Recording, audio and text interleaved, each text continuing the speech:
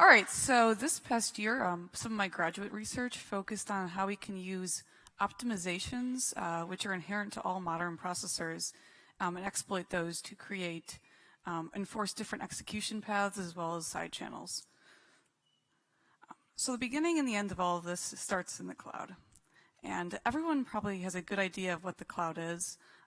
You have a bunch of virtual instances or these operating systems, and those are represented by a black box because if you don't have permission to look inside of them, you shouldn't be able to see what's going on, so what that user is doing.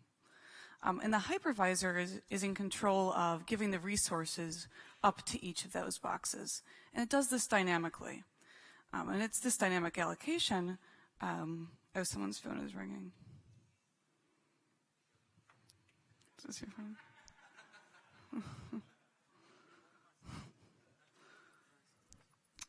Cool. So it's this dynamic allocation which reduces costs for everyone. So everyone's happy. But there's some problems inherent with the setup of shared computing. First of all, your sensitive data is stored remotely. You don't have control over who's holding it. The host that you're storing it with might be vulnerable or untrustable. And that was the case with the CIA and the Amazon. They did some separate deal. And the one that we're going to focus on today is the fact that you're co-located on the same hardware that thousands of other processes are running on as well. And it's this like unknown co-resident is the problem that we're talking about. Because it's this physical co-location which can lead to side channels. All right, so going back to the cloud hardware structure, at the bottom of the stack you have the physical hardware, so those physical resources. These are finite and set. This is whatever the server has. And the hypervisor takes that all into account, slices it up, and serves it up to each VM through virtual allocations. And that is what the operating system of that VM sees. And that changes over time. So the universal vulnerability here is that there's this dynamic translation between the physical and the virtual, which occurs over time. And this is both recordable as well as alterable. Because it's this dynamic allocation which allows one VM to cause contention for the same resource as the other. And that means that your private VM's activities aren't opaque to another co-resident. So that means that I can tell when you're using a lot of resource because I'm not allowed as much as I need. All right, so in general, a side channel attack in cryptography is any attack which is gained, or is any attack which information is gained through recording of the system surrounding the physical implementation of that crypto library. And so for hardware, the hardware side channels are pretty much the same. The side channel itself is something that we're going to record information from the system. So we need to be able to make sure that we can record these artifacts from the system as well as alter them in a deterministic way. And that's going to be our hardware side channel. So this is just kind of a basic representation of how that looks. This might be one VM and this might be another VM. And one VM is forcing these artifacts in the hardware. Let's say a filled cache or a filled cache line. And the other VM knows to record that same cache line or to record the amount of cache available to itself. And through recording these artifacts from the system, you can transmit bits of meaning. All right, so there's possible exploits that you can kind of map to this structure of forcing artifacts and recording them from the system. The first is a simple example where the transmitter doesn't know it's transmitting. So that's someone that's encrypting something with a library or someone who is just doing whatever activity they normally do. And the malicious VM or the malicious attacker is receiving these artifacts from the system. So it's reading lines in cache or measuring changes in memory allocation over time. And they found that you can actually, use these simple techniques to do things like steal crypto keys and things like that. Now, on the flip side, if you're not trying to exfiltrate or record from the system, we are just forcing artifacts in the system, you can do something like a denial of service attack. so you can hog all the resources. And Amazon and other cloud systems, they're pretty good about minimizing the effects of this. So we're not going to really focus on trying to infiltrate or force artifacts in the system. Now this is the one that everyone probably is most common with, and this is when two VMs, they're colluding, they're on the same hardware, and one's forcing artifacts and one's reading them, and then vice versa. And through this, they can transmit bits of meaning back and forth across the hardware or across artifacts in the cache. And this is what people mostly consider communication or a covert channel across the hardware. And that's how it would look if you wanted to diagram it. So one VM, another, they're trying to record with their master VM, if it's like a botnet situation. And the communication medium, what they're actually communicating through, is that shared hardware. So what artifacts in the hardware can they force deterministically that this master VM can record? And through that, they have some predetermined mapping of what artifacts go to what bits or what words of meaning, and they can communicate. So this is just a specific example. This came out 2 years ago, and this was a flush and reload attack, specifically targeting the L3 cache tier. And to receive or to query the box, first the adversary flushed the cache, and then, after a specific set amount of time, would query a specific line in that cache. Now to transmit the victim, and it's a victim here because they don't know they're transmitting, they're just encrypting something with their private key, they access this line in L3 cache. And they access this line because that's something they needed for that crypto library. And through this, these researchers were able to leak the GNU PG private key of the victim. If you want to read more about that, it's on my website. All right, so specifically my research focused on creating a similar type of attack, but across a novel element of the hardware, so across the pipeline of the processor. Now the benefits of doing this are that the pipeline is a bit quieter. Because the pipeline is constantly changing, instructions are going across it, it's pretty quiet in the sense that there's no way to query the pipeline without changing the state of the pipeline, because you'd be running instructions on that box.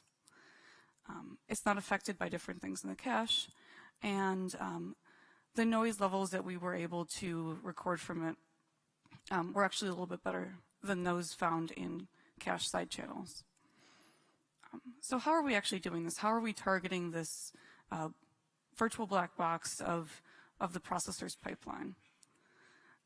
Well, we want to do the same thing. Our goal is to use the pipeline of the processor to force artifacts and record artifacts that can be deterministic from either of the two VMs on the system. And so what we need here is we need shared hardware. Okay, that's it's the cloud. Everything's shared. We need to know that a pipeline is being dynamically allocated between two or more virtual machines. So we have to know that two processes from two different virtual machines can both have the chance of running on the same pipeline. And we need to know that our two processes are co-located. So that basically means that they're both running on the same physical pipeline. However, we're going to assume this, but there is research to determine co-location out there. All right, so we know we're targeting the processor, the CPU's pipeline specifically, and we need to know that, or we know that we need to be able to query the pipeline. So we need to be able to read some sort of artifact that's deterministic and also forcible. But all we have on the pipeline is the instructions that are running on it and the instruction sets that we give it to execute. So we're giving the pipeline a set of instructions from our process, execute these in this order, and that's what a process is, right? So the computer knows to execute those, and we get whatever result back from that instruction set that we gave it. So we know that we both control the instruction set and the order of that instruction set that we give to the pipeline, and we know that we can record the result of that instruction set that the pipeline gives us back. And so that's all we can really affect. So we have those two things. So what we're going to target is out-of-order execution. And this is the artifact that we can record and change on the system. So this is what it's going to look like. We have a bunch of VMs on the same system, and they're all running processes. And these processes have the ability to share the same pipeline. So they might be both running on the same processor and the same core. And this means that SMT has to be turned on, obviously. And this is an optimization that's inherent to most modern processors.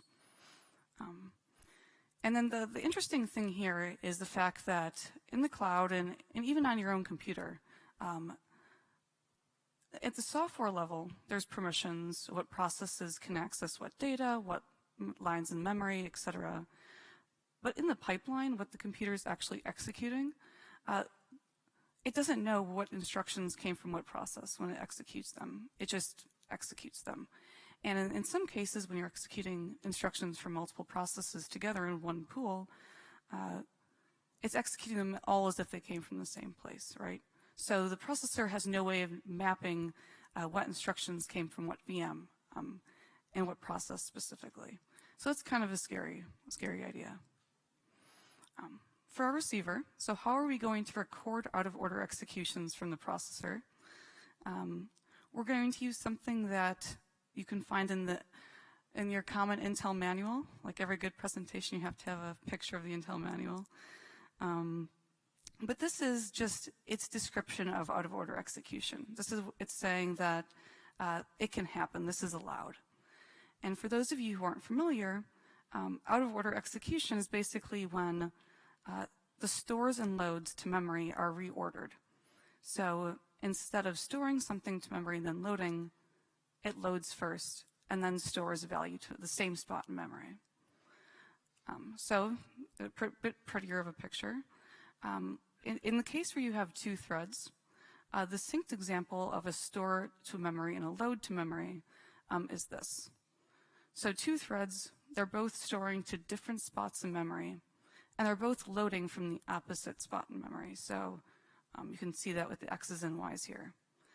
Now in this scenario, R1 and R2 are going to be 1, and that's the synced example. Now asynced, and this is what would happen if you're running this on your computer, this is most common. The stores and loads from one thread actually happen before the other.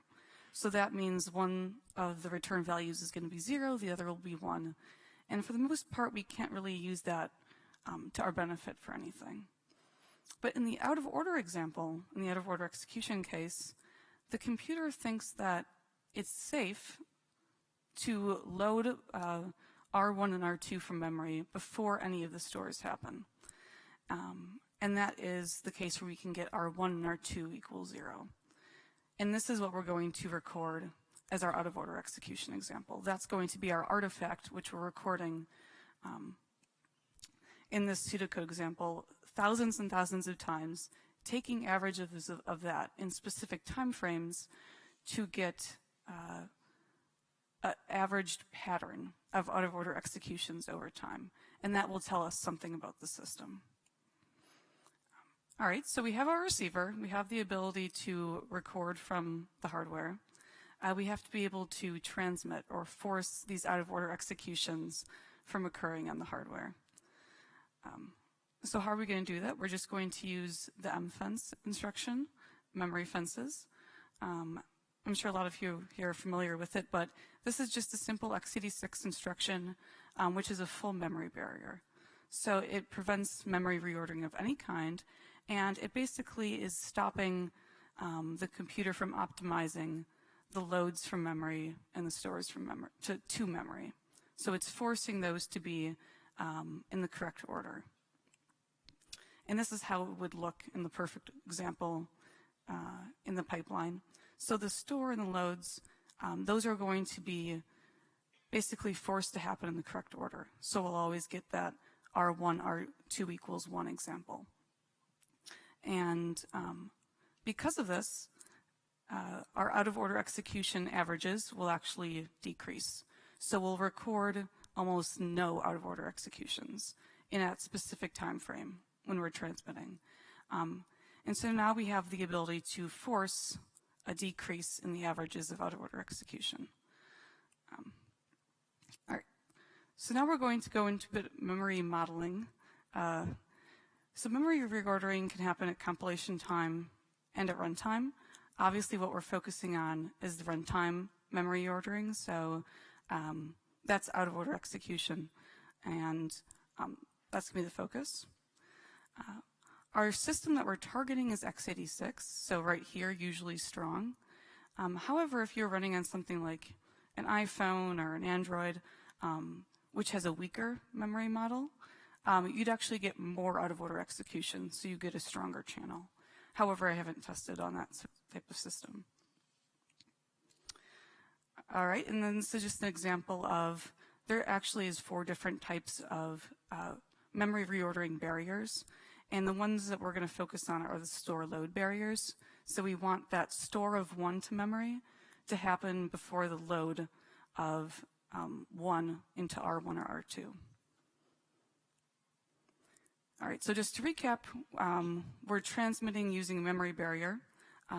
SMT is turned on in our system, and we're preventing the out-of-order execution case R1, R2 equals 0. Using the mfence instruction to decrease the averages of our out-of-order executions. All right, so I kind of already talked off this. Okay, so specifically in the lab setup we had our Zen hypervisor. We use that because it is the most popular commercial product. And Xeon processor specifically. Obviously shared multiprocessor hardware. We had 8 CPUs, 4 cores, and all our virtual machines were running Windows. And this is what it would look like in the setup. All right, so specifically we had VMs 1 and 2 acting as our sender and receiver. So VM 1 was sending or forcing artifacts into the system, forcing those mfences into the pipeline. And VM 2 was recording them.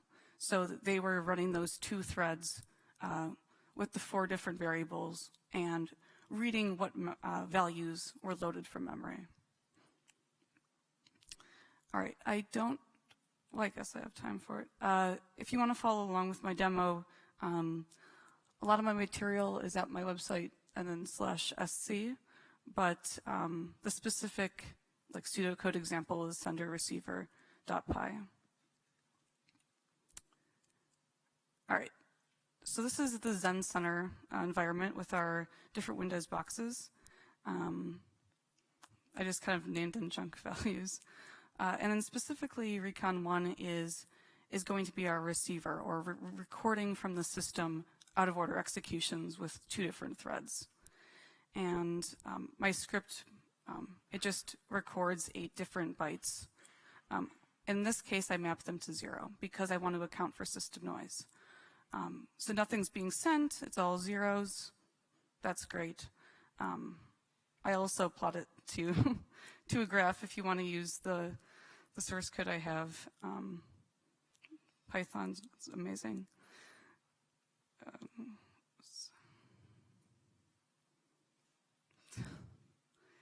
All right.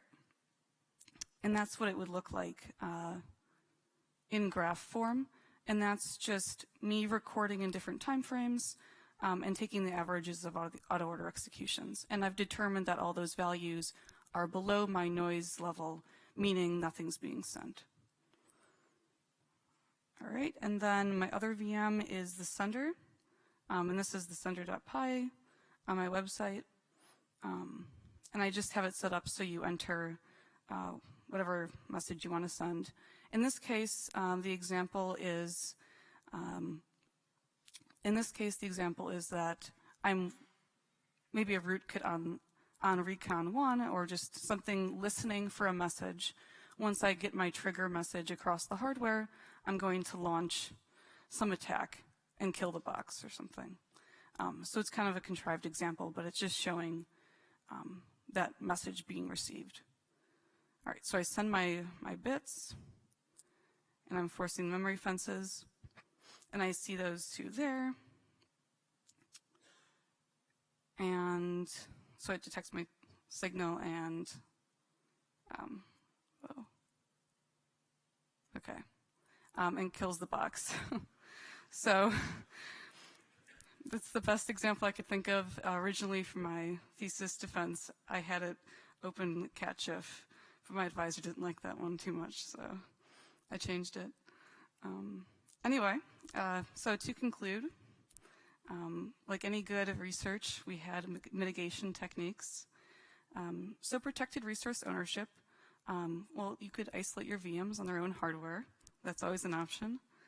It's a little expensive if you want to do that in the cloud, but it's definitely the safest.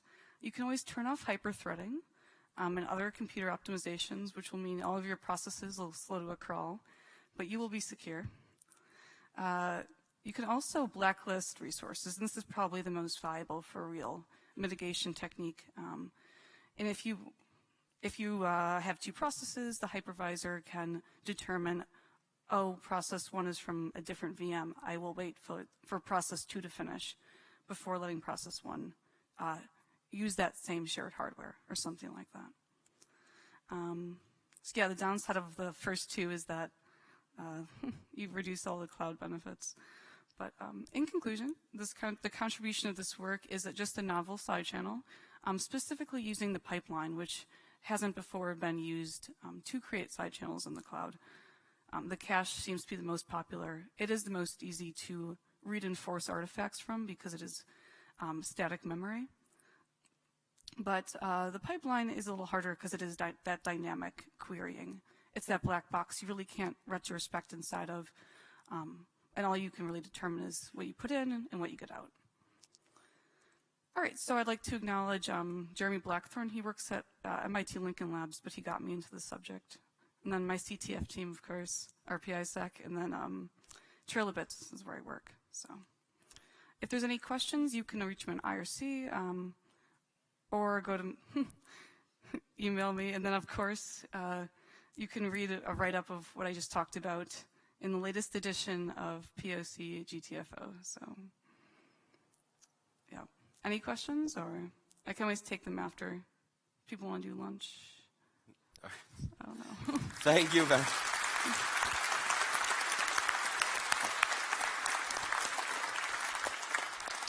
It's absolutely fascinating research. I'm really impressed with this.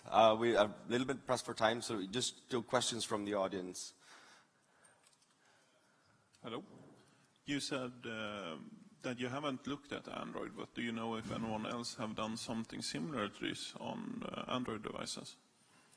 So like I said, my research is the only side channel attack I know about that uses the processor, specifically the pipeline. So because I haven't, I don't think anyone else has tried using this on the Android. But I don't see any reason why it wouldn't work. ARM might be a little trickier, but as long as like SMT is on and processes can share a pipeline, then it would definitely work. So.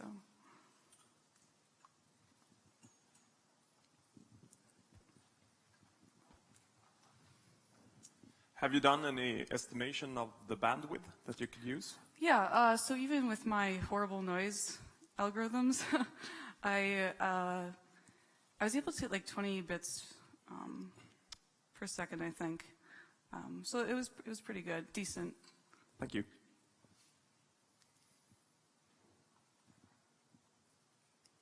More people? Questions?